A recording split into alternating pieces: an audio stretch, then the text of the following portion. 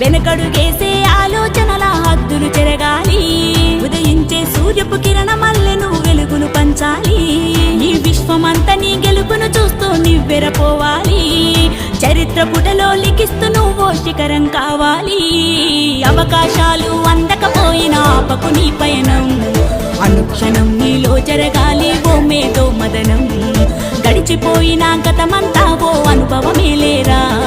కదిలే కాలంలో పునాది మెట్టుగా చేర్చరా.